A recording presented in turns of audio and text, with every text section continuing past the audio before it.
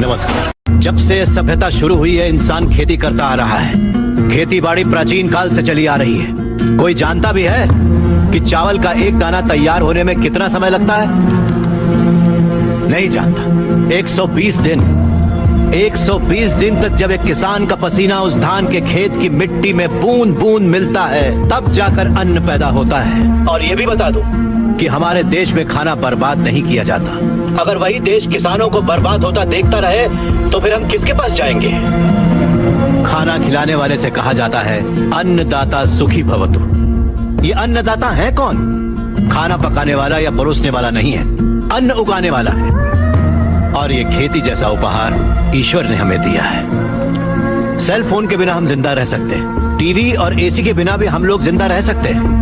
जो टीवी और एसी बनाते हैं वो करोड़ोंपति हैं, लेकिन अन्न उगाने वाला वो गरीब किसान इतनी कड़ी मेहनत और धूप में पसीना बहाने के बाद दिन ब दिन गरीब होता जा रहा है। फैक्ट्रीज लगाना गलत नहीं है, बिल्कुल सही है, लेकिन खेतों को बर्बाद करके फैक्ट्रीज लगाना गलत है। इस देश में कितनी ही बंजर जमीनें हैं, कितनी ही पथरीले जमीनें हैं। क्यों? क्योंकि वहाँ पर पानी नहीं है। इसीलिए खेती करने में इतनी परेशानी उठानी पड़ती है। जरा सोचकर जवाब दीजिए कि किसान पानी लेने कहाँ जाएगा? इस देश में पिछले 10 साल में 1,71,105 से ज्यादा किसान आत्महत्या कर चुके हैं। उसमें से 25,000 से ज्यादा किसान तो इसी इलाके में रहते थे। हर आधे घंटे में एक किसान आत्महत्या कर रहा है, ये जानते हैं क्या आप? लेकिन सच्चाई यही है, जहाँ मौत इतनी सस्ती है वो देश कभी आगे नहीं बढ़ेगा सर। तकरीबन 10 लाख से ज्यादा किसान अपना पेट पालने के लिए गांव छोड़कर शहर में मजदूरी करने आ जाता है। जो हमारे देश की रीढ़ की हड्डी है वो बिल्डिंगों में चौकीदारी करता है। जो किसान हमारा भगवान है, अन्नदाता कहलाता है, वही मंदिरों के सामने भीख मांगता फिर रहा है। वादों पर मत जाइए, जमीन पर आ जाइए। एक कॉर्पोरेट में काम करने वाला हजारों करोड़ का उधार लेकर विदेश भाग गया और वहाँ बैठकर विदेशी शराब पी रहा है। सिर्फ 5 या 10 हजार उधार लेने वाला किसान जहर पीकर अपनी जमीन पर जान दे रहा है। इन कॉर्पोरेट्स की काली करतूतों की वजह से हमारी हरियाली जली जा रही है। खेत सींचने वाली नदियां फैक्ट्री से निकलने वाले गंदे पानी से जहरीली होती जा रही हैं। ये मल्टीनेशनल कंपनीज की मशीनें हमारी खेती वाली जमीन पर कब्जा करके उन्हें खत्म करती जा रही हैं। पर ये दिखाई नहीं देता। इन फैक्ट्रीज की बात कर रहे हैं आप। सारे हेल्दी फूड्स में मिलावट करके ये उसे बर्बाद करते जा रहे हैं। अंडे को शैम्पू में, गाजर को क्रीम में, सोया को साबुन में।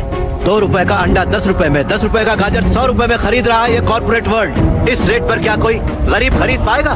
फिर भी ये पैसा किसान या गरीब तक कभी नहीं पहुंच पाता, क्योंकि बिचौलिए ले जाते हैं। ये बिचौलिया धीरे धीरे और अमीर होता जाता है। अन्न पैदा करने वाला किसान गरीब से गरीब होता जाता है। पौष्टिक खाना न मिल पाने की वजह से गरीब बच्चे, गरीब बूढ़े बीमारी से मर रहे हैं सर। नौकरी कैसी भी हो हमारी बेहतरी के लिए होनी चाहिए, लेकिन हम उन फैक्ट्रियों के गुलाम बनकर अपनी जिंदगियां खराब कर रहे हैं। याद रखिए, खेती भी एक उद्योग है और किसान उद्योगी है, उसे अगर हमारे गांव की समस्याओं को आप लोगों ने नजरअंदाज किया तो एक न एक दिन हर गांव हमारे गांव जैसा ही बन जाएगा। समझ जाइए आप लोग। अगर ये मीडिया कोशिश करे तो ये दुनिया हिला के रखते हैं।